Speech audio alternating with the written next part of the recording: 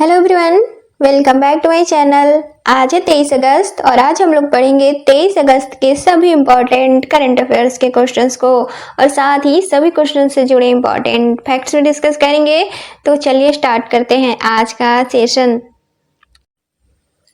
आज का पहला सवाल है, आतंकवाद के पीड़ितों के स्मरण और श्रद्धांजलि का अंतर्राष्ट्रीय दिवस कब मनाया जाता है? तो आतंकवाद के पीड़ितों के स्मरण और श्रद्धांजलि का अंतर्राष्ट्रीय दिवस हर साल 21 अगस्त को मनाया जाता है।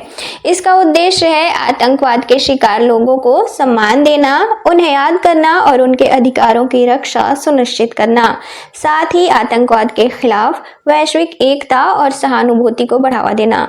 इस दिवस की शुरुआत साल 2017 में संयुक्त राष्ट्र महासभा द्वारा की गई थी। तो आंसर हो जाएगा ऑप्शन सी 21 अगस्त। अगला सवाल है, हाल ही में प्रवासी श्रमिकों की वापसी के लिए श्रम श्री योजना किस राज्य सरकार द्वारा शुरू की गई है? तो श्रम श्री योजना की शुरुआत हाल ही में पश्चिम बंगाल सरकार द्वारा की गई है। इस योजना का मुख्य उद्देश्य है प्रवासी श्रमिकों की वापसी और पुनर्वास तथा उनकी सामाजिक सुरक्षा सुनिश्चित करना। इस योजना के तहत 5,000 यात्रा और पुनर्वास सहायता के रूप में दी जाएगी इन प्रवासी श्रमिकों को, साथ ही 5,000 प्रत्येक महीने की आर्थिक सहायता दी जाएगी अधिकतम 1 वर्ष या फिर इन्हें रोजगार मिलने तक। इसके अलावा इन श्रमिकों को खाद्य सहायता भी दी जाएगी, साथ ही स्वास्थ्य सुरक्षा कार्ड भी इन्हें उपलब्ध कराया जाएगा जिसके तहत इनका इलाज मुफ्त और कैशलेस किया जाएगा। इसके अलावा शिक्षा की सुविधा भी दी जाएगी। इसका मतलब मजदूरों के बच्चों का राज्य विद्यालयों में नामांकन किया जाएगा, नामांकन सुनिश्चित किया जाएगा ताकि इन बच्चों की पढ़ाई बाधित न हो। साथ ही जिन श्रमिकों के पास आवास उपलब्ध नहीं होगा उन्हें सामुदायिक केंद्रों में रहने की जगह भी दी जाएगी। साथ ही इन श्रमिकों के कौशल विकास का आकलन कर इन्हें उत्कर्ष बांग्ला योजना के तहत प्रशिक्षित भी किया जाएगा। अब तक राज्य में कुल 10,000 श्रमिक और उनके परिवार को सहायता प्रदान किया जा चुका है इस योजना के तहत। तो आंसर हो जाएगा ऑप्शन बी पश्चिम बंगाल।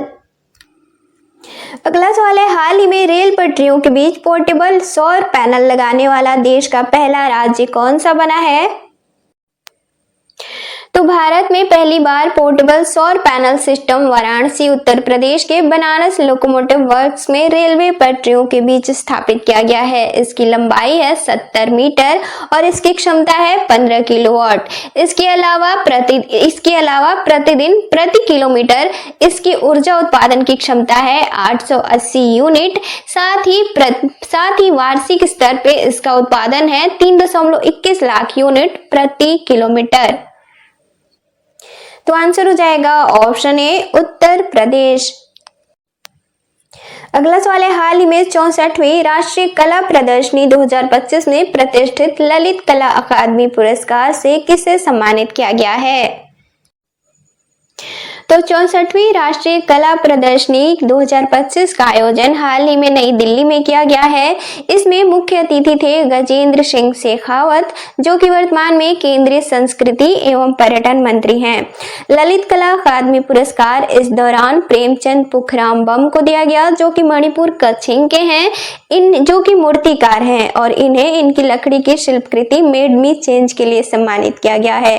दरअसल हर साल ललित कला अकादमी पुरस्कार से 20 लोगों को सम्मानित किया जाता है। इस दौरान बिहार के हिमांशु कुमार को भी सम्मानित किया गया ललित कला अकादमी पुरस्कार से, जिन्हें कि इनकी पेंटिंग के लिए सम्मानित किया गया है। तो आंसर हो जाएगा ऑप्शन सी प्रेमचंद पुखराम बम।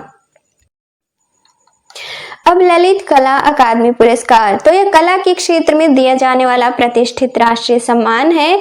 इसकी स्थापना साल 1954 में केंद्र सरकार और संस्कृति मंत्रालय के द्वारा की गई थी। इसका अन्य नाम है नेशनल अवार्ड फॉर आर्ट या फिर राष्ट्रीय ललित कला पुरस्कार के नाम से भी इसे जाना जाता है। यह अवार्ड ऐसे लोगों को दिया जाता है जो कि भारत के नागरिक हों, साथ ही चित्रकला, मूर्ति, graphic art, mix media, photography आदि इनमें शामिल हैं जिन्हें सम्मानित किया जाता है। सम्मान सम्मान के तौर पर इन लोगों को 1 लाख रुपए, सम्मान पत्र, साथ ही मेडल दिया जाता है। साथ ही राष्ट्रीय प्रदर्शनी में इनकी कलाकृतियों को प्रदर्शन और बिकने के लिए स्थान दिया जाता है। इसका मुख्यालय नई दिल्ली में स्थित है। अगला सवाल है, हाल ही में एशिया के सबसे चौड़े पुल का उद्घाटन कहाँ किया गया है? तो एशिया के सबसे चौड़े पुल का उद्घाटन हाल ही में प्रधानमंत्री द्वारा किया गया है, जो कि 22 अगस्त 2025 को इसका उद्घाटन किया गया है। इसका नाम है ओंटा सिमरिया ब्रिज, जो कि बिहार के मोकामा पटना जिले से सिमरिया बेगूसराय जिले तक इसका निर्माण किया गया है, जिसके मुख्य पुल की लंबाई है 1.86 किलोमीटर, जबकि कुल परियोजना की लंबाई है 8.15 किलोमीटर। इसकी चौड़ाई है 34 मीटर। इस पे लागत कितनी आई है? तो 1870 करोड़ रुपए। दरअसल साल 2017 के अक्टूबर में इसका शिलान्यास प्रधानमंत्री के द्वारा किया गया था। इसके निर्माणकर्ता एजेंसी कौन से हैं? तो SP Singla construction private limited, साथ ही वेल्सपन एंटरप्राइजेज। इसके निर्माण की अवधि क्या है? तो अगस्त 2018 में इसका निर्माण शुरू हुआ था, जबकि अगस्त 2025 में हाल ही में इसका औपचारिक तरीके से उद्घाटन प्रधानमंत्री द्वारा किया गया है। तो आंसर हो जाएगा ऑप्शन ए, बिहार। अगला सवाल है, हाल ही में PFA player of the year पुरस्कार जीतने वाले मोहम्मद सलाह किस देश से संबंधित हैं? तो PFA men's player of the year से हाल ही में मोहम्मद सलाह को सम्मानित किया गया है, जो कि मिस्र के हैं। और यह पुरस्कार जीतने वाले मोहम्मद सलाह दुनिया के पहले खिलाड़ी बने हैं जिन्होंने तीसरी बार यह पुरस्कार जीता है। इन्हें यह पुरस्कार 2024-25 के लिए दिया गया है। इससे पहले मोहम्मद सलाह ने 2017-18 के लिए और 2021-22 के लिए भी यह सम्मान से सम्मानित हो चुके हैं। इसके अलावा इन्हें गोल्डन बूट और play maker of the season से भी सम्मानित किया गया है। सभी अवार्ड एक सीजन में जीतने वाले दुनिया के पहले खिलाड़ी भी बने हैं मोहम्मद सलाह। इनका क्लब है लिवरपूल, यानी कि लिवरपूल से संबंधित है। महिला वर्ग में मैरियोना कार्डेंटी को सम्मानित किया गया है, यानी कि women player of the year से सम्मानित की गई है मैरियोना कार्डेंटी, जो कि इनका क्लब है मैनचेस्टर यूनाइटेड। अब PFA men's player of the year, तो यह वार्षिक पुरस्कार है। प्रोफेशनल फुटबॉलर्स एसोसिएशन के सदस्य द्वारा वोटिंग के तहत इन्हें चुना गया है सम्मान के लिए। तो आंसर हो जाएगा ऑप्शन सी, मिस्र। अब पीएफए पुरस्कार है क्या? तो दरअसल इंग्लैंड और वेल्स के प्रोफेशनल फुटबॉल खिलाड़ियों की एक यूनियन है यह, जिसकी स्थापना साल 1907 में की गई थी, जो कि ब्रिटेन में फुटबॉल के क्षेत्र में दिया जाने वाला व्यक्तिगत पुरस्कार है। और हर साल यह अवार्ड प्रोफेशनल फुटबॉलर्स एसोसिएशन के द्वारा दिया जाता है, जो कि इंग्लिश फुटबॉल लीगों में बेहतरीन प्रदर्शन करने वाले खिलाड़ियों को दिया जाता है। अगला सवाल है, हाल ही में अग्नि 5 बैलिस्टिक मिसाइल का सफल प्रक्षेपण कहां से किया गया है? तो हाल ही में अग्नि 5 बैलिस्टिक मिसाइल का सफल प्रक्षेपण किया गया है। कहां से किया गया है? तो ओडिशा के चांदीपुर से। इसकी मारक क्षमता है लगभग 5000 किलोमीटर। तो आंसर हो जाएगा ऑप्शन ए, ओडिशा। अगला सवाल है, हुरुन इंडिया 2025 के अनुसार भारत का सबसे मूल्यवान पारिवारिक व्यवसाय कौन सा बना है? तो हुरुन इंडिया 2025 की रिपोर्ट के अनुसार भारत का सबसे मूल्यवान पारिवारिक व्यवसाय अंबानी परिवार से जुड़ा रिलायंस इंडस्ट्रीज बना है, जो कि लगातार दूसरी बार सबसे मूल्यवान पारिवारिक व्यवसाय बना है अंबानी परिवार। पारिवारिक नियंत्रित व्यवसायों की कुल वैल्यू है वर्तमान में अंबानी परिवार की 28.2 लाख करोड़ रुपए, जो कि भारत की जीडीपी का कुल 8 से 9% है। दूसरे स्थान पर है बजाज परिवार, तीसरे स्थान पर है बिरला परिवार, यानी कि कुमार मंगलम बिरला। तो आंसर हो जाएगा ऑप्शन बी, रिलायंस इंडस्ट्रीज। अगला सवाल है, एशियाई open short track speed skating trophy 2025 का आयोजन कहां किया जा रहा है? तो एशियाई open short track speed skating trophy 2025 इसका आयोजन भारत में किया जा रहा है, जो कि 20 अगस्त से किया जा रहा है और 23 अगस्त 2025 यानी कि आज तक चलेगा। इसका आयोजन कहाँ किया जा रहा है? तो महाराणा प्रताप स्पोर्ट्स कॉलेज उत्तराखंड के देहरादून में। इसमें 11 एशियाई देशों की भागीदारी शामिल है। ये देश कौन से हैं? तो Bharat, China, Japan, Hong Kong, Indonesia, Singapore, Thailand, Vietnam, Malaysia, Philippines और चीनी ताइपे। इसमें प्रतिभागी कितने शामिल हैं? तो 240 स्केटर्स शामिल हैं इन 11 देशों के, जबकि भारतीय दल में 95 स्केटर्स शामिल हैं। तो आंसर हो जाएगा ऑप्शन बी, देहरादून। अगला सवाल है, हाल ही में भारतीय रिजर्व बैंक से यूनिवर्सल बैंकिंग लाइसेंस प्राप्त करने वाला पहला स्मॉल फाइनेंस बैंक कौन सा बना है?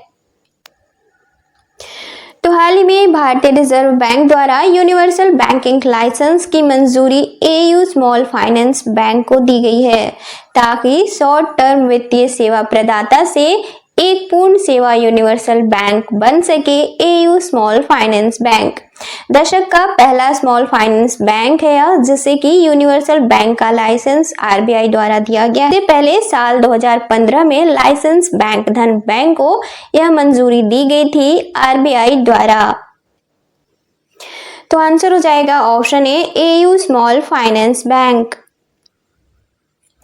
तो अब RBI, reserve bank of India, भारतीय रिजर्व बैंक, इसकी स्थापना 1 अप्रैल साल 1935 को की गई थी, जो कि यंग हिल्टन कमीशन की सिफारिश पर की गई थी। इसके वर्तमान गवर्नर है संजय मल्होत्रा, जो कि 26वें गवर्नर है। 25वें थे शक्तिकांत दास और 24वें थे उर्जित आर पटेल।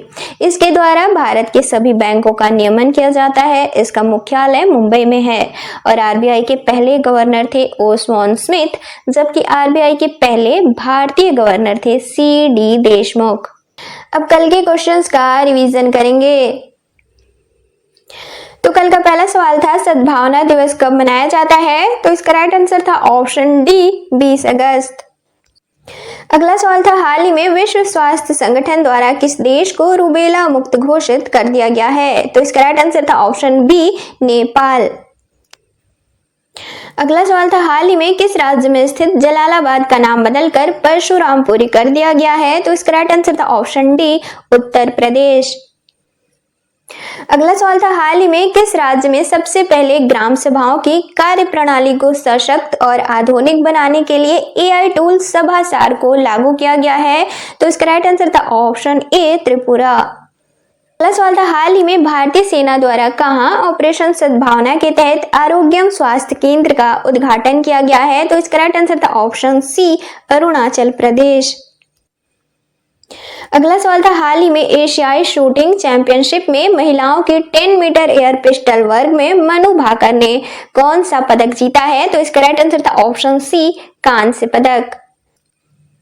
अगला सवाल था, हाल ही में किस बैंक द्वारा अग्निवीरों के लिए बिना किसी गारंटी के 4 लाख रुपए का ऋण देने की घोषणा की गई है? तो इसका राइट आंसर था ऑप्शन ए, भारतीय स्टेट बैंक। अगला सवाल था, ऑनलाइन गेमिंग बिल 2025 के अनुसार वित्तीय लेन देन में शामिल होने पर कितने वर्ष की सजा का प्रावधान किया गया है? तो इसका राइट आंसर था ऑप्शन सी, 3 वर्ष। अगला सवाल था, NSW स्क्वैश बेगा ओपन 2025 का खिताब जीतने वाली हबीबा हानी किस देश से संबंधित हैं? तो इसका राइट आंसर था ऑप्शन डी, मिस्र।